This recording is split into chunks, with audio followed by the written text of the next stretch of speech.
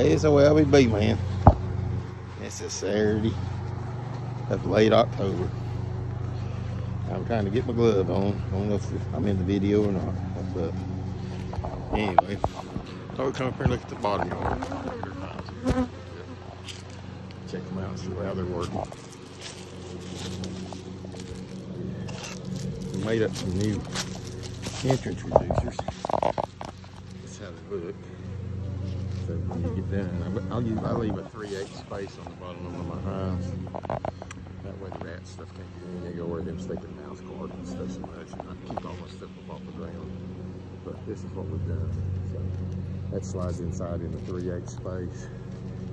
And that fits up flush against the front of the hive. And you got your little spot there in the middle.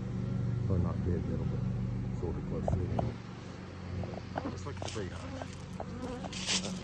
I built these little porches on mine. And I built my bottom boards here. These are built at a slope. Got going up in the back. You sort of see in the side here.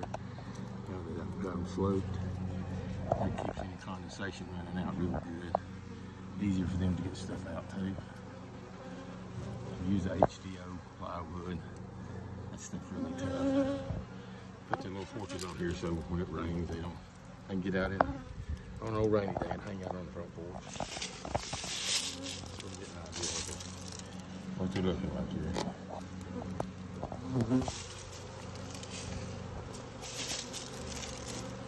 Yeah, I'm trying to push it out there a little bit. They're doing good enough for winter bees. This one here I got to do a little work on.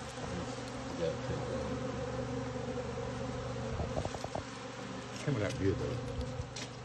I got to go back and put some shims on the boards on top, on the tops here. I use these shims before, but they're a little bit thick. Makes them just a little bit smaller. I try to keep a little air flowing. I got these 2-inch, well really 2.5-inch shim tops on here, and I put screens in them. Keep them getting there robbing. I use my sugar in there, raw sugar.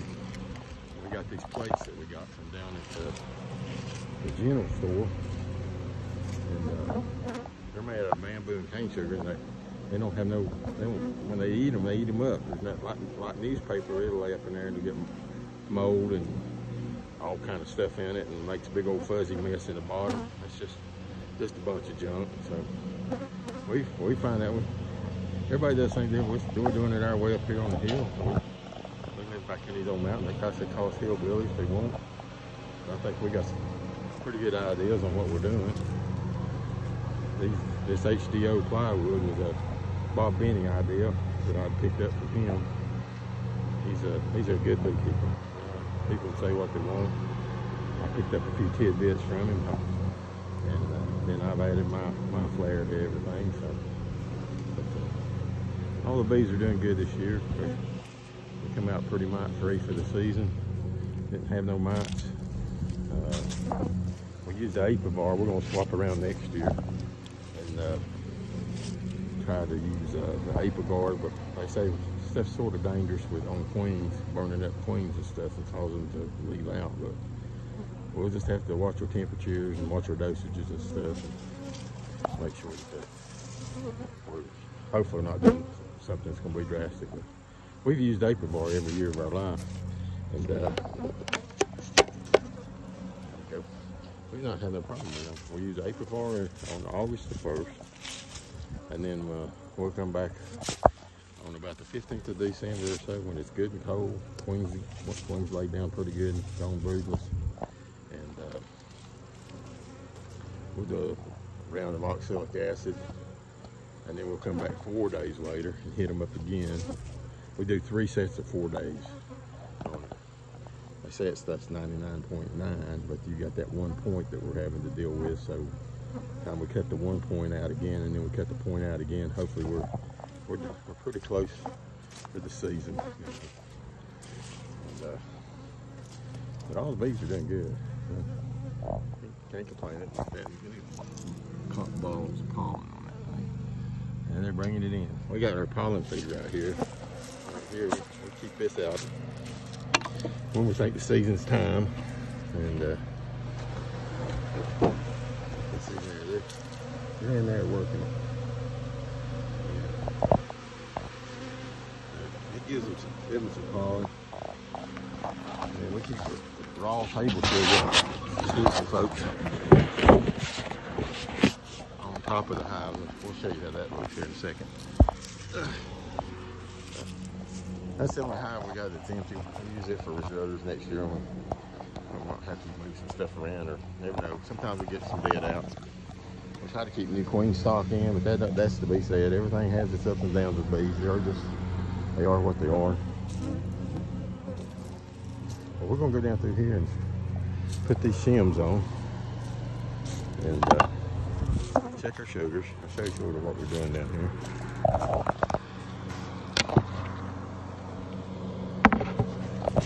This is how we would put these in there. We weren't doing it on the board, but just when you get into the sugars, that's how I want to do it. So I don't know about this if they're taking it or not. What we did, we've got our brood nest down here in the bottom.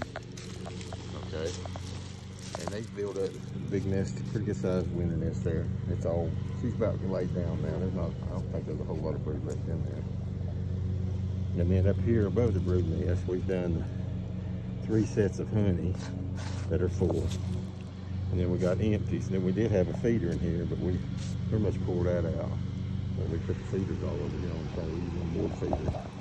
We tried the buckets and jars and all that. We just kept, when we cut the 71mm hole in the top, we kept getting a lot of rot. And then when time you try to take the bucket off for the bees to feed them, you break the bees up, then you got bees flying everywhere, then you got to smoke the buckets out and keep the bees out. So we found it just easier that we can put our feeder down inside here. We know we keep them all on the right side. We can crack the lid just a little bit, and we can fill them up with what amount of feed we want. We can set up the thickness of the feed what we want. I know sometimes when you're sparking the queen, they say start with just a little bit, so we just put a little bit down in there, just enough to keep them, you know, at bay, not a lot.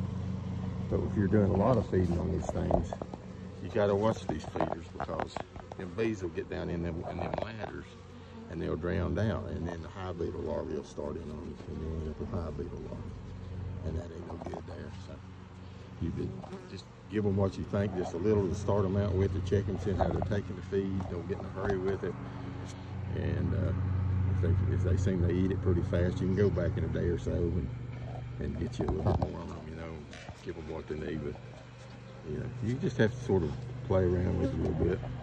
You know, if you're trying to build up bees, you want to put, you know, do the 1-to-1 syrup air. We start up in late February, get into March, we run all the bees down, we separate them, make sure that we got all of our brood, got some pollen on each side, and then we'll put an inboard feeder up here.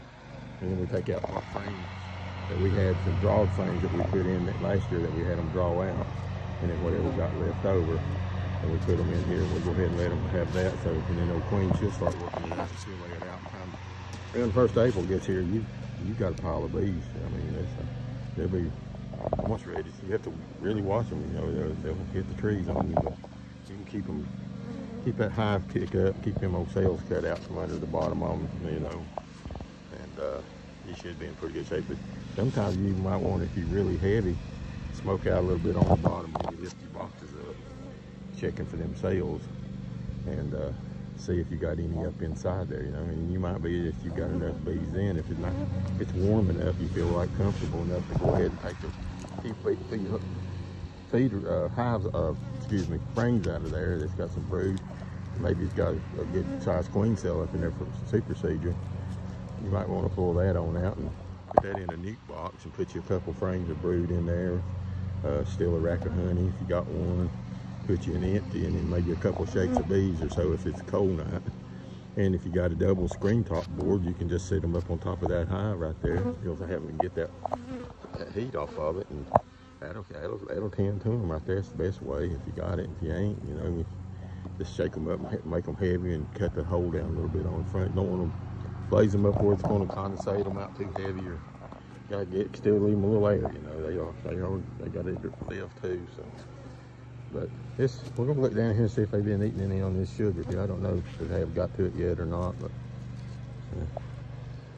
They're not, but they're over there working on the frames. I can see them up in there working. So this is where we had the inboard feeder right here. We just left it out. We pushed our burlap sack down there to keep the heat, but you can see they're heavy down there. I don't think them things are thick. But anyway, we're gonna push that back down, and we're gonna put some shims right here on this thing and cat this thing out. Going up through here and check it. All right. This is Average B Man. Signing out. See. Got the good old glove off again.